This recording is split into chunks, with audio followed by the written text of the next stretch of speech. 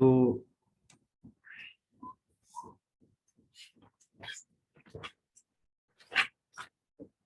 Inorganic chemistry का topic है। तो टॉपिक का नाम है, हमारे इनऑर्गेनिक केमिस्ट्री का एक चैप्टर है पहला जो चल रहा है। उसमें टॉपिक का नाम है 3 सेंटर 2 इलेक्ट्रॉन, 3 सेंटर 4 इलेक्ट्रॉन। इस तरह से टॉपिक का नाम है 3 सेंटर 2 इलेक्ट्रॉन,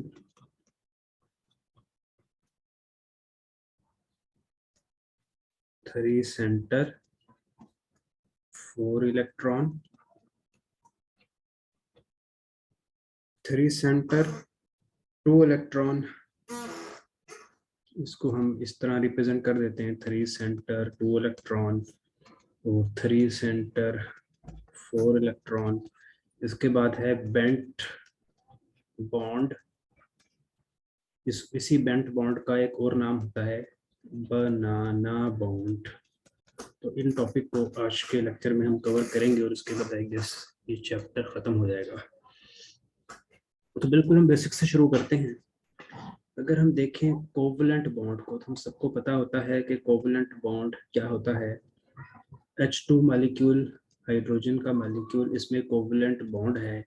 एक हाइड्रोजन और दूसरे हाइड्रोजन के दरमियान कोवलेंट बॉन्ड है। इस बॉन्ड का मतलब है 2 इलेक्ट्रॉन। तो यहाँ पर एक चीज हमको समझनी है कि एक एटम ये है, एक एटम ये है। एक एटम को यूं समझें कि एक एटम एक सेंटर। तो हम इसको कह सकते हैं कि 2 सेंटर 2 इलेक्ट्रॉन। एक इलेक्ट्रॉन ये वाला है, एक इलेक्ट्रॉन ये वाला है, तो 2 एटमों के दरमियान, तो 2 सेंटर के दरमियान 2 इलेक्ट्रॉन। तो इसको हम 2 सेंटर 2 इलेक्ट्रॉन कह सकते हैं।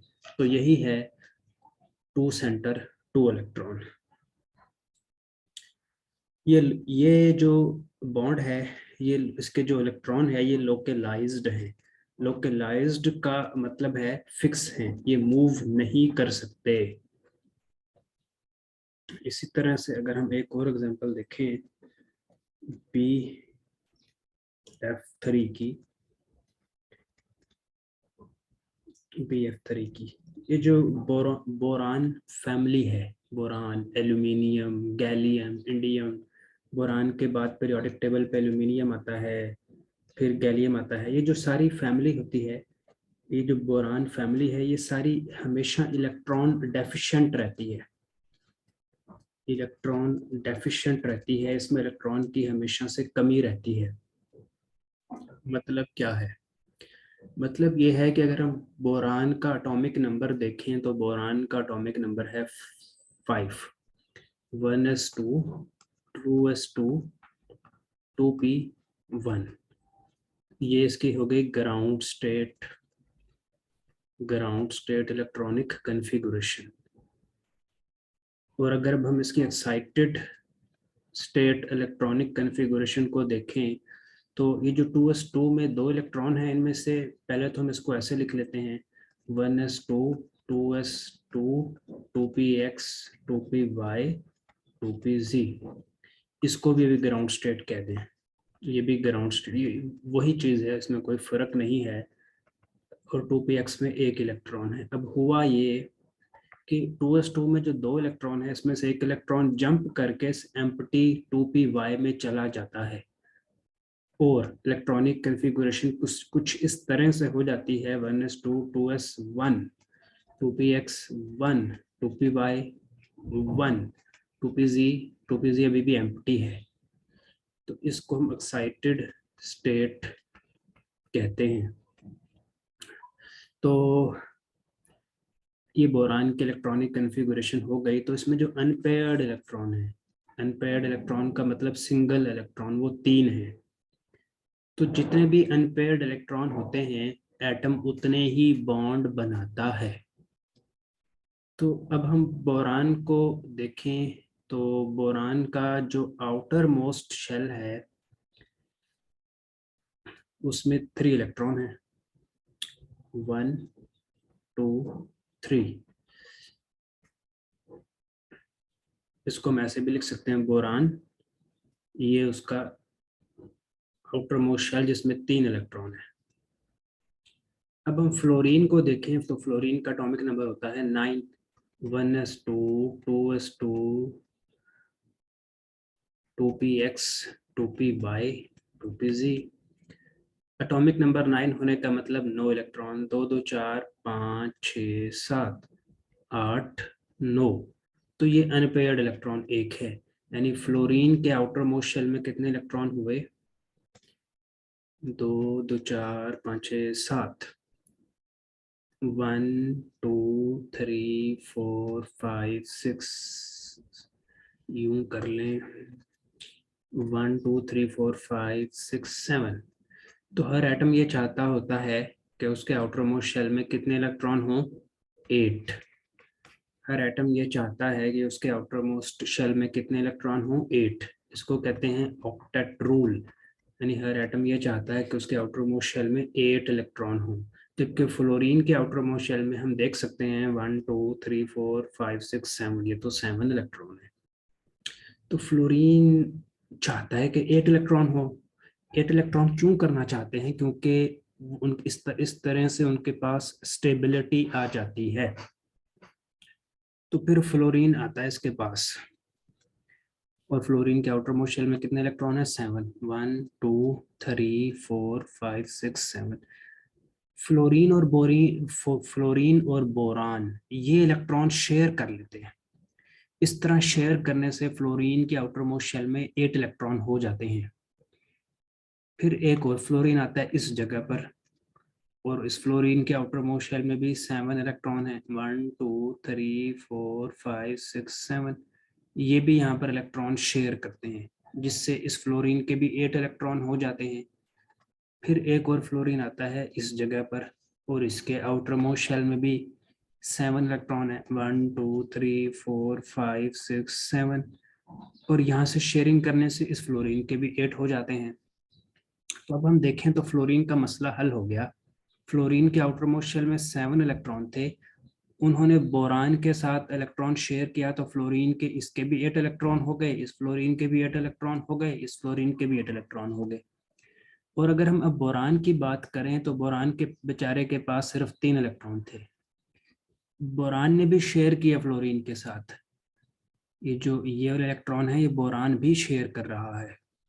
शेयर करने से बोरान के पास कितने इलेक्ट्रॉन हो गए? 6। ये देखें 1 2 3 4 5 6।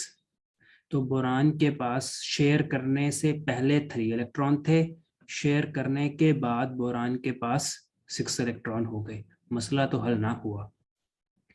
हर एटम ये चाहता है कि उसके आउटर मोस्ट शेल में 8 इलेक्ट्रॉन हो, यानी बोरान ने 3 बॉन्ड बना लिए फ्लोरीन के साथ, फिर भी बोरान के आउटर मोस्ट शेल में 8 इलेक्ट्रॉन नहीं आए। इसीलिए हम बोरान को कहते हैं ये इलेक्ट्रॉन की कमी का शिकार ही रहता है, ये इलेक्ट्रॉन डेफिशिएंट रहता है। बोरान इज इलेक्ट्रॉन डेफिशिएंट, ये इस जुमले का मतलब है। इसका मतलब है कि इसको इलेक्ट्रॉन चाहिए, इलेक्ट्रॉन डेफिशिएंट है। तो इसने बॉन्ड बनाया फ्लोरीन के साथ कि शायद इसकी इलेक्ट्रॉन की कमी दूर हो जाए। तो हमने देखा कि बॉन्ड बनाने के बाद फ्लोरीन के ऑक्टेट तो कंप्लीट हो गया, फ्लोरीन के पास तो 8 इलेक्ट्रॉन आ गए, लेकिन बोरान के पास फिर भी 6 इलेक्ट्रॉन ही रहे। तो यही बोरान है। इधर से अमोनिया आता है, NH3। अमोनिया की जो नाइट्रोजन होती है इसमें एक लॉन पेयर होता है इलेक्ट्रॉन का। तो ये जो अमोनिया अपना ये लॉन पेयर है ये बोरान को दे सकता है। तो हम कुछ ऐसे लिखते हैं, ये अमोनिया, ये इसका लॉन पेयर, ये बोरान। अब बोरान के जो तीनों फ्लोरीन हैं अब वो ऐसे हम ड्रा कर देंगे। अब क्या हुआ? अब अमोनिया कहता है, अमोनिया के पास ये जो लॉन पेयर है इलेक्ट्रॉन का ये वो बोरान को दे देता है। बोरान को बोरान के साथ शेयर करता है, यानी दे देने का मतलब ये नहीं कि खुद महरूम हो जाता है, नहीं। अमोनिया अपना ये लॉन पेयर ऑफ इलेक्ट्रॉन ये बोरान के साथ शेयर करता है, जिससे अमोनिया और बोरान के दरमियान एक बॉन्ड बन जाता है। ऐसे बॉन्ड को कहते हैं coordinate covalent bond. Coordinate covalent bond उस बॉन्ड को कहते हैं जिसमें जो इलेक्ट्रॉन शेयर हो रहे हों वो एक ही एटम दे। आमतौर पे जो शेयरिंग ऑफ इलेक्ट्रॉन होती है वो दोनों एटम करते हैं। जैसा कि पिछली डायग्राम में हम देख सकते हैं कि फ्लोरीन और बोरान के दरमियान जो बॉन्ड बन रहा था इसे कोवलेंट बॉन्ड कहते हैं। फ्लोरीन और बोरान के दरमियान जितने भी बॉन्ड बन रहे थे इसे कोवलेंट बॉन्ड कहते हैं। ये भी शेयरिंग ऑफ इलेक्ट्रॉन से बना, लेकिन इसमें बोरान भी अपना इलेक्ट्रॉन शेयर कर रहा था, फ्लोरीन भी अपना इलेक्ट्रॉन शेयर कर रहा था। तो ये कोवलेंट बॉन्ड है, कोवलेंट बॉन्ड। बोरान भी अपना इलेक्ट्रॉन शेयर कर रहा था, फ्लोरीन भी अपना इलेक्ट्रॉन शेयर कर रहा था, लेकिन इधर जो शेयरिंग ऑफ इलेक्ट्रॉन हो गई वो सिर्फ नाइट्रोजन ने दिए, बोरान ने लिए दिए नहीं। तो शेयरिंग ऑफ इलेक्ट्रॉन इस तरह से हुई। इस तरह की जो शेयरिंग ऑफ इलेक्ट्रॉन होती है इसको कोऑर्डिनेट कोवलेंट बॉन्ड कहते हैं। तो अब देखिएगा नाइट्रोजन और बोरान के दरमियान फिर एक बॉन्ड बन जाएगा। अब इस बॉन्ड को हम कह सकते हैं two centre two electron. Two centre हैं, एक सेंटर ये वाला, एक सेंटर ये वाला। सेंटर का मतलब यूं समझिए कि एटम, और दो इलेक्ट्रॉन शेयर हुए, तो इसको टू सेंटर टू इलेक्ट्रॉन कह सकते हैं। अब एक और एग्जांपल देखते हैं।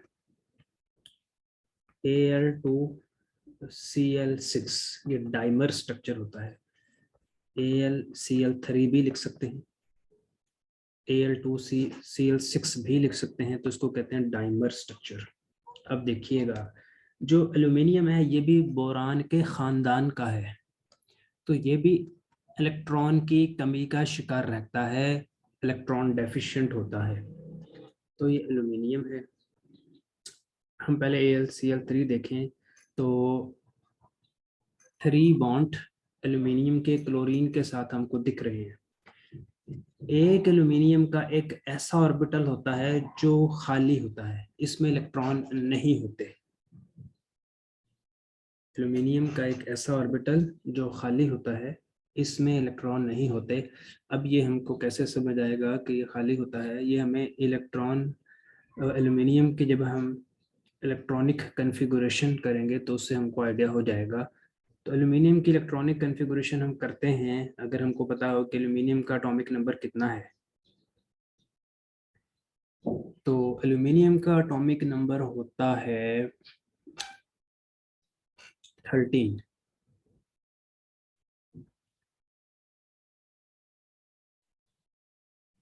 इसका मतलब है एल्यूमिनियम के पास 13 इलेक्ट्रॉन है। 1s2 2s2 2p6 3s2 6 7 8 9 10 11 12 3p1 नहीं, ठीक, 2 2 4 6 7 8 9 10 11 12 13, ठीक है। 1s2 2s2 2p6 3 ये है third shell. 3s2 3px 3py 3pz।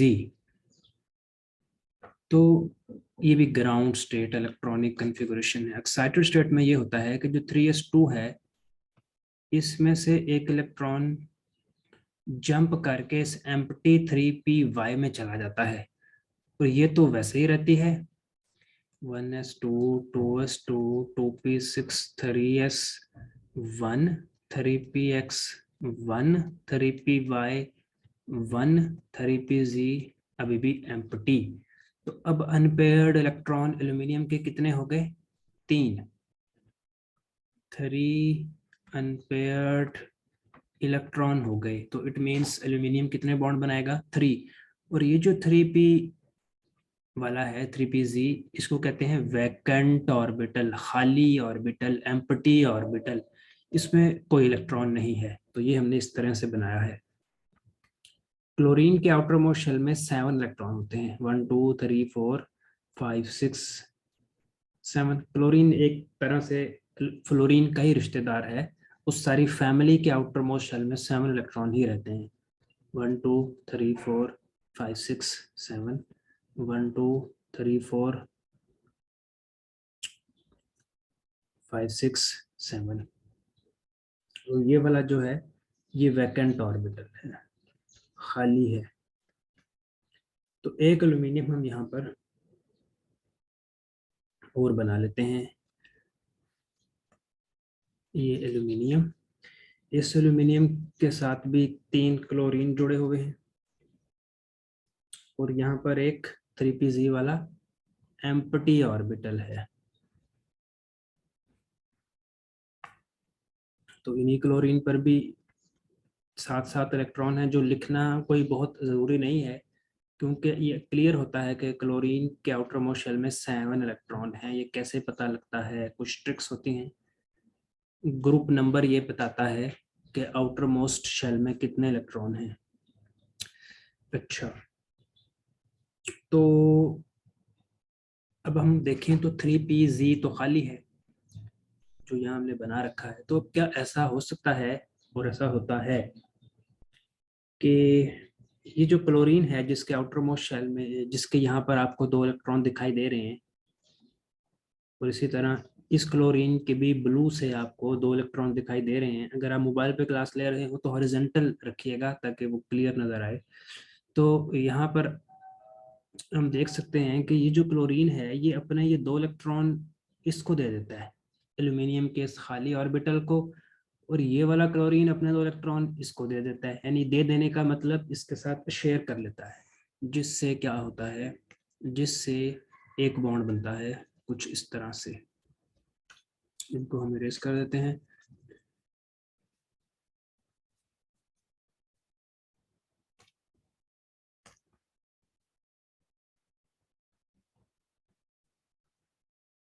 तो इनको अगर हम इरेज कर दें तो एल्यूमिनियम का क्लोरीन के साथ पहले से कुछ बॉन्ड थे। अब यहाँ भी इधर देखिए, एल्यूमिनियम के इस क्लोरीन के साथ कुछ बॉन्ड थे। अब यहाँ भी एल्यूमिनियम और क्लोरीन का एक बॉन्ड बन गया। इसी तरह इस एल्यूमिनियम और क्लोरीन के दरमियान यहाँ भी एक बॉन्ड बन गया। तो इस बॉन्ड को हम क्या कहेंगे, कोऑर्डिनेट, कोऑर्डिनेट कोवेलेंट बॉन्ड, क्योंकि इसमें जो शेयर्ड पेयर ऑफ इलेक्ट्रॉन हुआ है वो एक ही एटम ने दिया है। इसे भी कोऑर्डिनेट कोवेलेंट बॉन्ड कहा जाएगा। तो एक और चीज जब हमको समझनी है तो हम, एक सेंटर ये वाला है, एक सेंटर ये वाला है, तो इसको हम 2 सेंटर 2 इलेक्ट्रॉन बॉन्ड भी कह सकते हैं। इसको भी, इस बॉन्ड को भी हम 2 सेंटर 2 इलेक्ट्रॉन बॉन्ड भी कह सकते हैं। अगर हम इस बॉन्ड को देखें तो ये भी 2 सेंटर 2 इलेक्ट्रॉन बॉन्ड है, लेकिन इनमें फर्क ये है, ये कोवेलेंट बॉन्ड है, जबकि ये वाला 2 सेंटर 2 इलेक्ट्रॉन बॉन्ड ये कोऑर्डिनेट कोवेलेंट बॉन्ड है। तो हमको ये थोड़ी सी एक बात समझ में आई है। एक और एग्जांपल से इन्हीं चीज़ों को देखते हैं। B2H6 डाई बोरेन, इसको डाई बोरेन कहते हैं। हमने पहले बात की थी कि इलेक्ट्रॉन जो बोरान है ये इलेक्ट्रॉन डेफिशिएंट रहता है, और BF3 से हमको एक आइडिया हुआ है कि बोरान कितने बॉन्ड बनाता है, 3। तो अब ये देखिएगा, ये बोरान है, तो बोरान ने हाइड्रोजन के साथ 3 बॉन्ड बना दिए। ये दूसरा बोरान है, इसने भी हाइड्रोजन के साथ 3 बॉन्ड बना दिए। तो लेकिन ये B2H6 है, तो अब कुछ ऐसा हो कि ये वाला B इस B के साथ, ये बोरान इस बोरान के साथ कैसे जुड़ेगा, क्योंकि ये बोरान इस बोरान के साथ बॉन्ड नहीं बना सकता, क्योंकि बोरान तो सिर्फ 3 बॉन्ड बनाता है। जबकि हमारे पास देखने को B2H6 मिलता है एक स्ट्रक्चर, तो हमें समझ नहीं आ रही है कि कैसे ये बोरान जुड़ गए आपस में, कैसे B2H6 कैसे बन गया। तो एक टेक्निक होती है जिससे हम मॉलिक्यूल के अंदर झांक कर देख सकते हैं कि वो कैसा है। स्पेक्ट्रोस्कोपी की एक तकनीक है electron diffraction diffraction, electron diffraction studies. Electron diffraction studies कुछ इस तरह से है, तो हमने इसी मॉलिक्यूल की जब इलेक्ट्रॉन डाइफ्रैक्शन स्टडीज की तो हमको पता चला कि ये कुछ इस तरह से इसका स्ट्रक्चर है। बोरान, बोरान के साथ 2 हाइड्रोजन इस तरह से लगे हैं, फिर इस बोरान के साथ 2 हाइड्रोजन इस तरह से लगे हैं, और एक हाइड्रोजन इस तरह से लगा है, यानी एक यहाँ पर लगा है और एक यहाँ पर, और इन्होंने कुछ इस तरह से एक बॉन्ड बनाया हुआ है। इसीलिए हमें B2H6 का मॉलिक्यूल देखने को मिल जाता है। फिर और स्टडीज की गई जिससे पता ये लगा कि ये B है, एक H ये है, एक H ये है, ये B है, एक H ये है, एक H ये है। ये तो है प्लेनर मॉलिक्यूल, बल्कि पहले इसको ऐसे बनाते हैं, एक प्लेनर मॉलिक्यूल।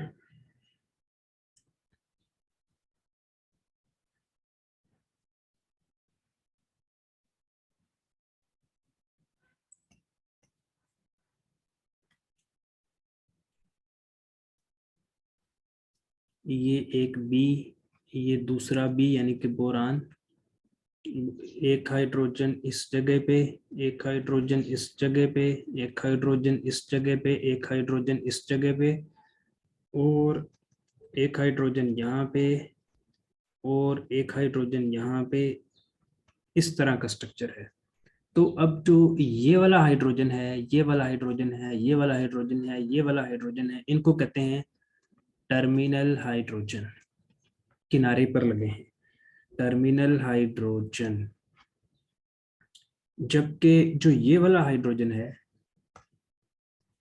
और ये वाला हाइड्रोजन, इसको कहते हैं ब्रिज्ड हाइड्रोजन। इसने एक पुल का काम किया है, यानी अगर इस बोरान से इस बोरान पे आना है तो एक पुल चाहिए।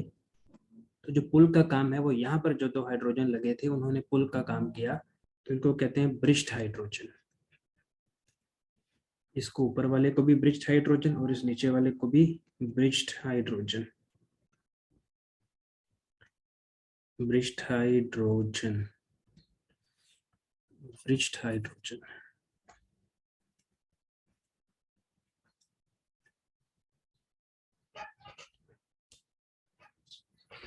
तो इलेक्ट्रॉन डाइफ्रैक्शन टेक्निक से एक तो B2H6 के स्ट्रक्चर का पता चला, दूसरा कुछ बातें और पता चली कि ये जो बोरान है और ये हाइड्रोजन है, इनके दरम्यान जो बॉन्ड है, इस बॉन्ड की जो लेंथ है वो 119 पिकोमीटर है। इसी तरह इस बॉन्ड की 119, इसकी भी 119। लेकिन जो ये वाला बॉन्ड है, यानी ये बोरान और इस हाइड्रोजन के दरम्यान जो जो डॉटेड लाइन से हमने बॉन्ड शो कर रखा है, जो ये वाला बॉन्ड है, इसकी बॉन्ड लेंथ 131 पिकोमीटर है। मतलब इसकी बॉन्ड लेंथ ज्यादा है। हालांकि ये भी B और H के दरमियान बॉन्ड है, ये भी B और H के दरमियान बॉन्ड है। तो फिर उस बॉन्ड लेंथ ज्यादा है और वो बॉन्ड लेंथ कम है, तो बॉन्ड लेंथ का ज्यादा होना और बॉन्ड लेंथ का कम होना, इससे क्या पता लगता है, ये देखते हैं।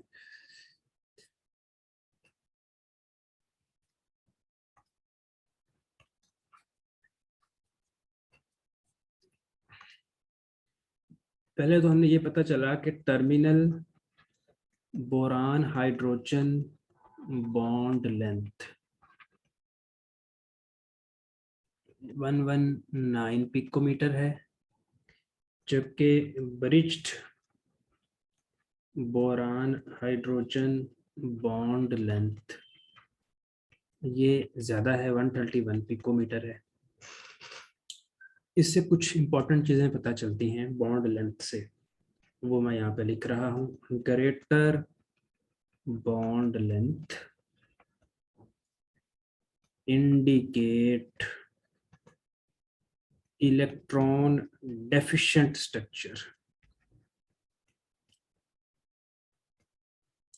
क्या मतलब, ये जो ग्रेटर बॉन्ड लेंथ है, ये जाहिर ये करती है कि ये वाला जो स्ट्रक्चर है, ये जो 131 पिकोमीटर यानी ग्रेटर बॉन्ड लेंथ, ये जाहिर करती है कि जो ये स्ट्रक्चर है बोरान हाइड्रोजन के दरमियान, इसमें जो इलेक्ट्रॉन है एक तो वो फिक्स नहीं है, वो इनको कहते हैं डीलोकलाइज्ड, वो डीलोकलाइज्ड इलेक्ट्रॉन है, और वो इलेक्ट्रॉन डेफिशिएंट स्ट्रक्चर है, यानी ये स्ट्रक्चर ऐसा है जो इलेक्ट्रॉन की कमी का शिकार है, इलेक्ट्रॉन इस पे पूरे नहीं बन रहे।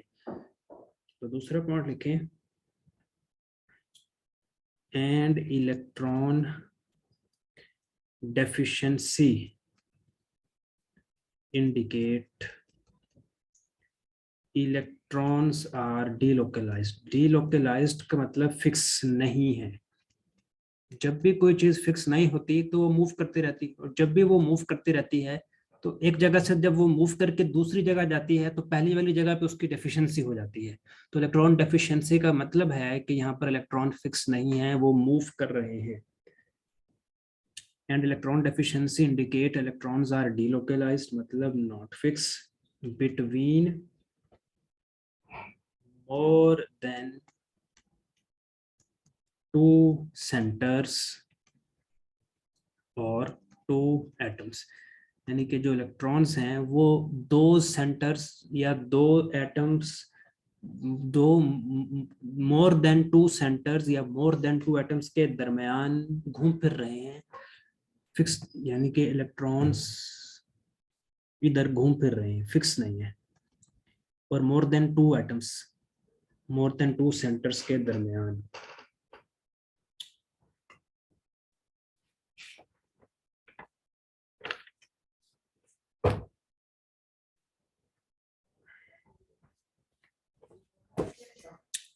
अच्छा, अब इसको हम समझते हैं। यहीं से एक कॉन्सेप्ट आने वाला है, बनाना बॉन्ड, जिसका दूसरा नाम होता है बेंट बॉन्ड। इसकी एक डेफिनेशन लिख लेते हैं, यानी इसी B2H6 की एग्जांपल ही से हमको बनाना बॉन्ड और बेंट बॉन्ड की समझ आने वाली है। Less number of electrons are distributing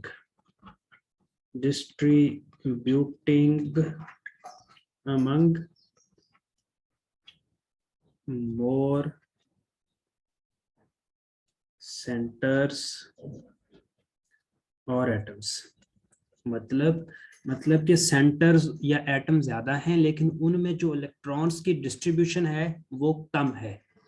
इससे जो बॉन्ड बनता है वो बनाना बॉन्ड और बेंट बॉन्ड जैसा कुछ होता है। अभी डायग्राम से समझते हैं। तो इसी बात को एक्सप्लेन करने के लिए हम कहते हैं, हेडिंग लिख देते हैं, एक्सप्लेनेशन ऑफ बेंट बॉन्ड और बनाना बॉन्ड। कहाँ पर? इन B2H6। तो इसी टॉपिक का एक दूसरा नाम भी है, वो है hybridisation explanation of diborane structure. फिर वही बोरान, 5 इलेक्ट्रॉन। मैं इसकी डायरेक्ट एक्साइटेड स्टेट लिख देता हूँ 1s2 2s1। Excited state direct लिखने लगा हूँ 1s2 2s1 2px1 2py1 2pz0। तो इसका हम ब्लॉक डायग्राम ड्रा करते हैं। ब्लॉक डायग्राम सिर्फ ये है कि 2s को इस तरह से लिख दें और 2px 2py 2pz को इस तरह से लिख दें। तो ये हो गया 2s, ये हो गया 2px, ये हो गया 2py, ये हो गया 2pz, और इनमें एक एक इलेक्ट्रॉन है, एक एक और एक, और ये खाली है।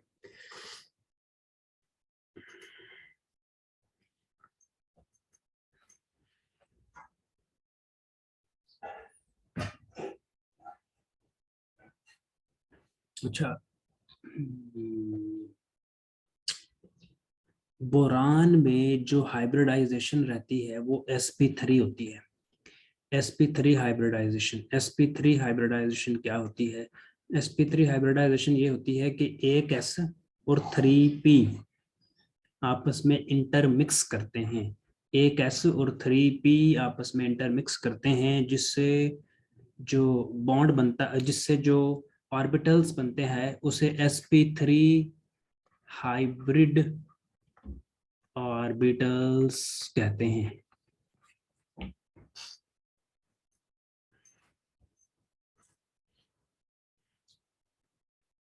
तो बोरान में 4sp3 हाइब्रिड ऑर्बिटल्स बनेंगे, क्योंकि एक s और कितने p हैं, 3p, एक s और कितने p हैं, 3p, तो 3 और 1 4, मतलब 4sp3 हाइब्रिड ऑर्बिटल्स बनेंगे, जिनकी शेप कुछ इस तरह होती है, एक sp3, ये दूसरा sp3, ये तीसरा sp3 और ये चौथा sp3। मैं पेज अगला करने लगा हूँ। B2H6 को देखें, ये बोरान है, ये बोरान का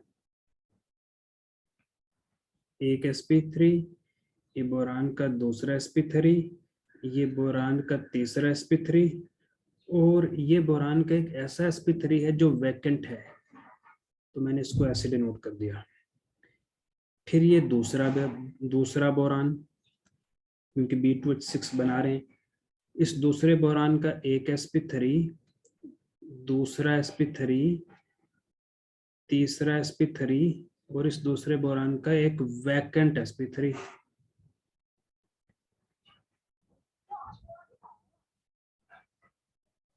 तो अगर दोबारा मैं पीछे कर रहा हूँ, तो इस पे देखें, इन sp3 में आपको एक एक और एक इलेक्ट्रॉन दिख रहा है, तो यही इलेक्ट्रॉन हम यहाँ पर पुट कर देते हैं, एक एक और एक इलेक्ट्रॉन, एक एक और एक इलेक्ट्रॉन। तो B2H6 है, मतलब कि 6 हाइड्रोजन भी आने चाहिए, कुछ हाइड्रोजन भी आने चाहिए। तो एक हाइड्रोजन यहाँ पर आएगा, दूसरा हाइड्रोजन यहाँ पर आएगा, तीसरा हाइड्रोजन यहाँ पर आएगा, चौथा हाइड्रोजन यहाँ पर आएगा। ठीक, और हाइड्रोजन के पास भी एक एक इलेक्ट्रॉन है, तो उनको हम यहाँ पर पुट करते चले जाएंगे। इसको जरा ऐसे करके पुट कर दें, अंदर की तरफ शो करके। 4 हाइड्रोजन तो आ गए, 6 हाइड्रोजन है। अब एक हाइड्रोजन यहाँ पर आएगा अपने एक इलेक्ट्रॉन के साथ, और एक हाइड्रोजन यहाँ पर आएगा अपने एक इलेक्ट्रॉन के साथ, तो जिसकी वजह से बोरान का कुछ स्ट्रक्चर इस तरह से बन पाएगा। अब यहाँ जो बात हमको समझनी है वो ये है कि अगर आप यहाँ पर देखें, बहुत तवज्जो से इस बात को देखें कि एक सेंटर तो हो गया ये वाला, एक सेंटर ये वाला हो गया, दूसरा सेंटर ये वाला हो गया, तीसरा सेंटर ये वाला हो गया, और इनमें इलेक्ट्रॉन कितने हैं, 2। तो क्या हम इसको 3 सेंटर 2 इलेक्ट्रॉन बॉन्ड कह सकते हैं। इसी तरह 2 इलेक्ट्रॉन है, एक सेंटर ये वाला है, एक सेंटर ये वाला है, एक सेंटर ये वाला है, तो इस बॉन्ड को 2 सेंटर 2 इलेक्ट्रॉन बॉन्ड कह सकते हैं, कह सकते हैं। तो यहां से हमको ये बात समझ आई कि 2 सेंटर 2 इलेक्ट्रॉन बॉन्ड का क्या मतलब है। अब जरा इस बॉन्ड की थोड़ी सी शेप देखें, कुछ इस तरह की शेप है, यूं जैसे एक बनाना होता है, एक केला होता है, तो उस तरह की उससे मिलती जुलती शेप है, इसीलिए इस बॉन्ड को बनाना बॉन्ड या फिर बेंट बॉन्ड कह देते हैं, मुड़ा हुआ बॉन्ड। आमतौर पे बॉन्ड तो सीधा रहता है, लेकिन आप इस बॉन्ड को देखें तो ये एक बनाना शेप बन रहा है, तो इसको हम बनाना बॉन्ड कह देते हैं, बेंट बॉन्ड कह देते हैं। और ये जो 3 सेंटर 2 इलेक्ट्रॉन बॉन्ड है, ये डीलोकलाइज्ड होता है, मतलब फिक्स नहीं होता। एक चीज इसमें ये है।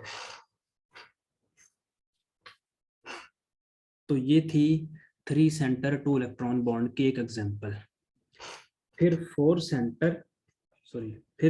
सेंटर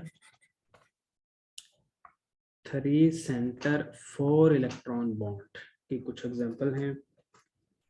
मसलन हम सबको SN2 मैकेनिज्म का पता होता है।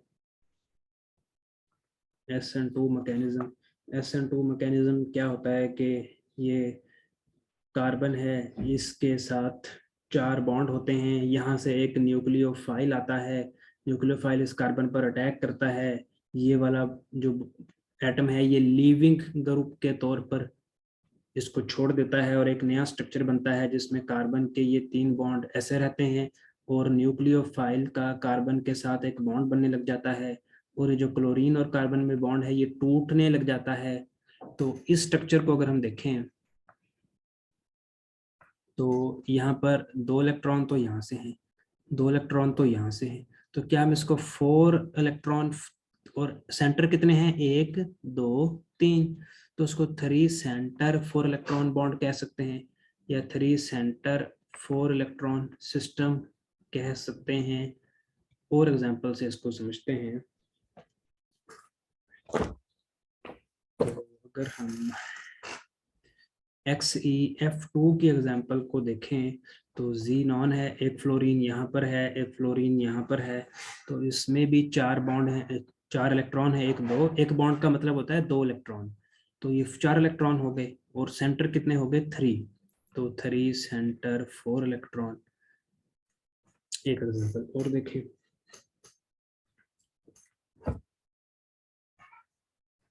Be2Cl4 या BeCl2, इस तरह से कुछ बरीलियम का क्लोरीन के साथ ये बॉन्ड है और क्लोरीन के आउटर मोस्ट शेल में हमेशा हमेशा याद रखना है कि 7 इलेक्ट्रॉन होते हैं। तो ये एक और बरीलियम बना लेते हैं, 1 2 3 4 5 6, 1 2 3 4 5 6 7, तो ये 7 इलेक्ट्रॉन होते हैं। अब ये क्लोरीन अपना ये जो इलेक्ट्रॉन का पेयर है ये इस बेरिलियम को दे देता है, इधर से ये वाला क्लोरीन अपना इलेक्ट्रॉन का पेयर इस बेरिलियम को दे देता है। तो अब देखिएगा इनमें एक इतने स्ट्रक्चर को अगर हम देखें, क्योंकि इस तरह से एक बॉन्ड बन रहा है, तो 2 इलेक्ट्रॉन तो ये हो गए, ये वाला इलेक्ट्रॉन मैंने ब्लू से करके क्लोरीन, ये इलेक्ट्रॉन क्लोरीन की तरफ से है और ये इलेक्ट्रॉन बेरिलियम की तरफ से है, और 2 इलेक्ट्रॉन ये हो गए, 4 इलेक्ट्रॉन हो गए, और सेंटर कितने हो गए, एक ये वाला सेंटर, एक ये वाला सेंटर और एक ये वाला सेंटर, तो 3 सेंटर 4 इलेक्ट्रॉन हो गए। और अगर हम इस एग्जांपल को देखें तो इसमें भी ऐसे ही है, एक बेरिलियम की तरफ से ये इलेक्ट्रॉन, एक क्लोरीन की तरफ से ये इलेक्ट्रॉन, 2 इलेक्ट्रॉन ये हो गए, 2 इलेक्ट्रॉन ये क्लोरीन जो बेरिलियम को दे रहा है, जिससे क्लोरीन और बेरिलियम के दरमियान बॉन्ड बन रहा है, तो 4 इलेक्ट्रॉन हो गए, और एक सेंटर ये वाला, एक सेंटर ये वाला और एक सेंटर ये वाला, तो 3 सेंटर 4 इलेक्ट्रॉन ये हो गए इस तरह से। और एक एग्जांपल और देखें, ये हाइड्रोजन का एक फ्लोरीन के साथ ये बॉन्ड, फिर हाइड्रोजन का एक फ्लोरीन के साथ एक और बॉन्ड, जो ये वाला बॉन्ड है ये हाइड्रोजन बॉन्ड है, H बॉन्डिंग हाइड्रोजन बॉन्डिंग की वजह से है। फ्लोरीन ज्यादा इलेक्ट्रोनेगेटिव है, इस पर पार्शियल नेगेटिव चार्ज। अब तो देख सकते हैं कि कुछ ऐसा हो रहा है, यहाँ भी 4 इलेक्ट्रॉन यानी कि 3 सेंटर 4 इलेक्ट्रॉन है, एक सेंटर ये, एक सेंटर ये, एक सेंटर ये, तो 3 सेंटर 4 इलेक्ट्रॉन है। तो ये कुछ था इस टॉपिक के बारे में। अगर इस टॉपिक में कि आपके पास कोई नोट्स हो इसके तो वो भी आप मुझे शेयर कीजिएगा, कोई और चीज़ भी एग्जांपल और होगी तो फिर वो भी डिस्कस करेंगे। तो ये टॉपिक यहाँ पे एंड होता है, और अगर आपके माइंड में कोई क्वेश्चन है तो वो आप मुझसे पूछ सकते हैं। और इसके बाद ये चैप्टर, अच्छा इस चैप्टर में एक छोटा सा टॉपिक है बिल्कुल एंड पे, वो है हाइड्रोजन बॉन्डिंग।